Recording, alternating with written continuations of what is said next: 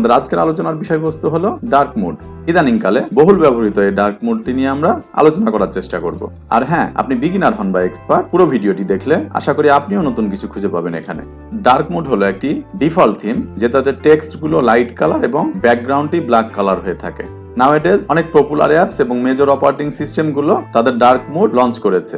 তাই আমরা সহজেই বলতে পারি যে ডার্ক মুডটি এখন এভরিহেয়ার এবং স্টে করার জন্য এসেছে। আমরা আমাদের আলোচনা শেষে ডার্ক মুডটি সম্বন্ধে গুগল ট্রেন্ডসের আলোকে আমরা একটু জানার চেষ্টা করব।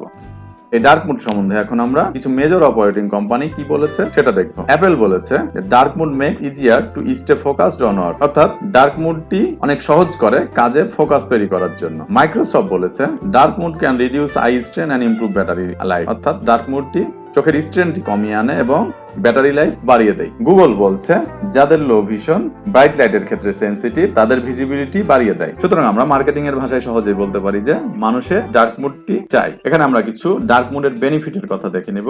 হেলথ এবং wellbeing, reduce eye strain in low light, battery অর্থাৎ energy saving, looks amazing, skin grey reduce, minimizing flickering and blue light. তো এতক্ষণ আমরা ডার্ক মুডের প্রেজেন্ট সিচুয়েশনটি তুলে ধরলাম। ডার্ক মুডের বিষয়ে একটা কথা বলা বাহুল্য যে দিনে দিনে সবাই ডার্ক মুড লঞ্চ করছে এবং অপশনাল থিম হিসেবে ইনক্লুড করে, কিন্তু এখনো সবার ক্ষেত্রে ডার্ক মুডটি অনেক পথ বাকি আছে। সেক্ষেত্রে আমরা যদি যে কোনো ওয়েবসাইটের ক্ষেত্রে আমরা ডার্ক মুড ইউজ করতে চাই, সেক্ষেত্রে সহজে আমরা নাইট আই অথবা ডার্ক রিডার দিয়ে করতে পারি। সেটা কিভাবে আসুন আমরা দেখে নিব। এজন্য আমরা প্রথমেই নাইট আই এ চলে যাব। এখানে আমরা নাইট আই এর ওয়েব পেজে চলে এসেছি। এখানে যদি আমরা লক্ষ্য করি protect your eyes, enable dark mode on any website, try our dark mode extension. এখানে তারা নিচে বিভিন্ন ধরনের লোগো শো করেছে। এই লোগোগুলো মূলত আমরা যত ধরনের ব্রাউজার ব্যবহার করে থাকি এই ব্রাউজার গুলোতে এই নাইট আই এক্সটেনশনটি অ্যাকসেপ্ট করে থাকে। কাজে আমরা যে ব্রাউজার ইউজ করি না কেন এই নাইট আই দ্বারা আমরা সহজেই যে কোনো ওয়েবসাইটে আমরা ডার্ক মুডটি অ্যাক্টিভ করতে পারি। কিভাবে সেটা এখন দেখে নিব। আমরা যদি একটু লক্ষ্য করি তাহলে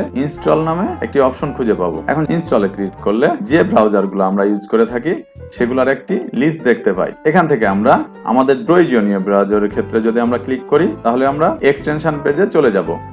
এখান থেকে যদি আমরা অ্যাড টু ক্রোমে ক্লিক করি তাহলে অ্যাড এক্সটেনশনে অ্যাড হয়ে যায়। অ্যাড এক্সটেনশন অংশটুকু আমরা ব্রাউজারের উপরে এই পজিশনে দেখতে পাবো। এখান থেকে আমরা ডার্ক মুডটি সহজেই অ্যাক্টিভ বা ডিঅ্যাক্টিভ করতে পারি। এখান থেকে নাইট মুডটি আমরা ট্রাই ফর ফ্রি দিয়ে ডার্ক মুডে ক্লিক করলে মুডটি অ্যাক্টিভ হয়ে যায়। ডার্ক মুডটি অ্যাক্টিভ হয়ে গেলে এখন যদি আমরা যে কোনো ওয়েব পেজ সার্চ করি, যেমন গুগল, ব্ল্যাক মুড অ্যাক্টিভ হয়ে আছে, Amazon, Wikipedia, wiki.com, Facebook, being, Baidu, Twitter, YouTube, Instagram সবকিছুর ক্ষেত্রে আমরা ব্ল্যাক থিম দেখতে পাই।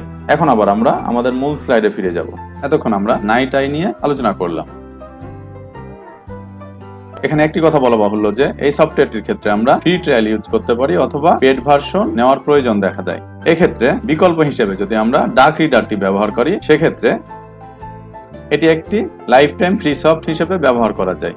কিন্তু এখানে একটি লিমিটেশন আছে। ডার্ক রিডারটি মাত্র কয়েকটি ব্রাউজারের ক্ষেত্রে ব্যবহার করা যায়, বাকি ব্রাউজারগুলোর ক্ষেত্রে ব্যবহার করা যায় না। তো চলুন দেখা নেওয়া যাক। আমরা ডার্ক রিডারে চলে যাব। এখানে আমরা লক্ষ্য করলে দেখতে পাবো যে এই ডার্ক রিডারটি এই 4টি ব্রাউজারের ক্ষেত্রে আমরা ব্যবহার করতে পারি। আমরা যদি এই 4টি ব্রাউজারের যে কোনো একটি ব্যবহার করি সেক্ষেত্রে আমরা এই ফ্রি ভার্সন ডার্ক রিডারটি ব্যবহার করতে পারি।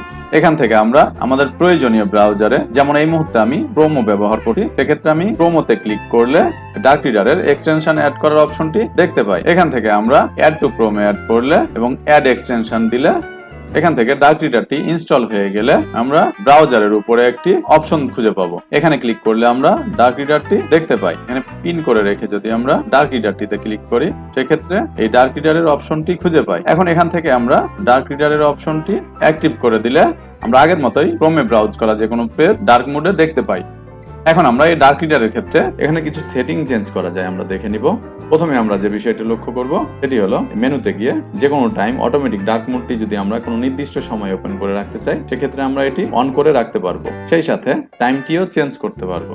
এভাবে আমরা অটোমেটিক যে কোনো সময়ে আমরা ডার্ক মোডটি অন অফ করতে পারি। সেই সাথে ব্রাইটনেস, কন্ট্রাস্ট এগুলো আমাদের পছন্দ মতো আমরা কমিয়ে বা বাড়িয়ে নিতে পারবো। অন অফ দ্বারা আমরা সহজেই অন অফ করে রাখতে পারি। ডার্ক মোড অথবা লাইট মোডের ক্ষেত্রে আমরা নির্ধারণ করতে পারি। ডার্ক মোডের কাছাকাছি আরো দুইটি থিম আমরা ইউজ করতে পারি, সেটি হলো সেফিয়া কালার অথবা গ্রাইস্টেল কালারের। এই কালারটি কতটুকু অ্যাক্টিভ করতে চাই এটি কমই বাড়িয়ে আমরা সেটা দেখে নিতে পারবো।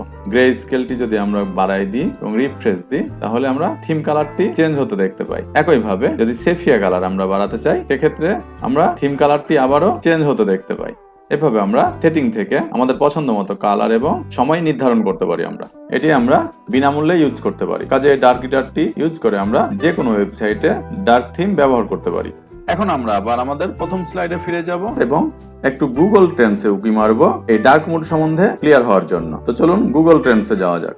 এখন আমরা গুগল ট্রেন্ডে ডার্ক মোডটি সার্চ দিয়ে দেখব, সেই সাথে কম্পেয়ার করার জন্য হোয়াইট মোড সার্চ দিব। এই দুইটি সার্চ দিলে আমরা লাস্ট 12 মান্থের একটা গ্রাফ দেখতে পাবো। এটাকে আমরা আরো ভালোভাবে বোঝার জন্য যদি লাস্ট 5 ইয়ার সার্চ দিয়ে দেখি তাহলে আমরা ডার্ক মুডের ক্ষেত্রে 18 সালের আগ পর্যন্ত তেমন কোনো রেসপন্স ছিল না, কিন্তু যদি 18 থেকে আমরা গ্রাফটা চিন্তা করি তাহলে ডার্ক মুডের ক্ষেত্রে নরমাল মুডের চেয়ে গ্রাফটা অনেক হাই দেখতে পাই। এটা আমরা ইউনাইটেড স্টেটের ক্ষেত্রে জিনিসটি এতক্ষণ লক্ষ্য করছি। এটা যদি আমরা চেঞ্জ করে বাংলাদেশের ক্ষেত্রে দেখতে চাই তাহলে আমরা সেই একই ধরনের একটি 18 সালের পূর্বে যেটার কোনো অস্তিত্ব ছিল না, 18 সালের পরে সেটা হোয়াইটের চেয়ে অনেক গুণে বেড়ে গেছে। এই জিনিস অলরাইট যদি আমরা 5 বছরের ডাটা লক্ষ্য করি তাহলে একইভাবে আমরা 18 সালের পূর্বে কোনো ডার্ক মুডের রেসপন্স দেখতে পাই না, কিন্তু 18 সালের পরে হোয়াইট মুডের চেয়ে ডার্ক মুডের রেসপন্স অনেক বেশি দেখতে পাই আমরা, এমনকি অনেক পিক ভ্যালুও দেখতে পাই। সেই তুলনায় যদি আমরা লক্ষ্য করি তাহলে হোয়াইট মুডটি জাস্ট গ্রাউন্ড বরাবর একই রকম চলে আসছে দেখতে পাই। এই ডাটাগুলো ভালো ভালো দেখতে চাইলে যদি আমরা নিচে যাই, বিভিন্ন দেশের ক্ষেত্রে যদি আমরা একটু লক্ষ্য করি তাহলে ম্যাপে আমরা ব্লু কালারটি ডার্ক মুডের ক্ষেত্রে সিলেক্ট করেছিলাম। ওয়ার্ল্ড ওয়াইড গ্রাফটি যদি লক্ষ্য করি তাহলে ডার্ক মুডটি ব্যবহারের চিত্র দেখতে পাই। এছাড়াও এখানে ডার্ক মুড ব্যবহার করার ক্ষেত্রে কোন দেশ কত % ব্যবহার করে সেটার একটা চিত্র আমরা দেখতে পাচ্ছি। এক্ষেত্রে কিছু দেশে গিয়ে আমরা ডার্ক প্লাস হোয়াইট ব্যবহার করার চিত্র দেখতে পাই। এখান থেকে আমরা সহজে বুঝতে পারি যে এই ডার্ক মুড থিমটি দিন দিন জনপ্রিয় হচ্ছে এবং লং টাইম স্টে করার জন্য এসেছে। আশা করি ভিডিওটি আপনাদের ভালো লেগেছে এবং কাজে লাগবে। ভালো লেগে থাকলে ভিডিওটি বানানো সার্থক বলে মনে করব। তো আজ এ পর্যন্তই। পরের পর্বে নতুন কোনো গুরুত্বপূর্ণ টপিকস নিয়ে আমরা আবার হাজির হব। ধন্যবাদ।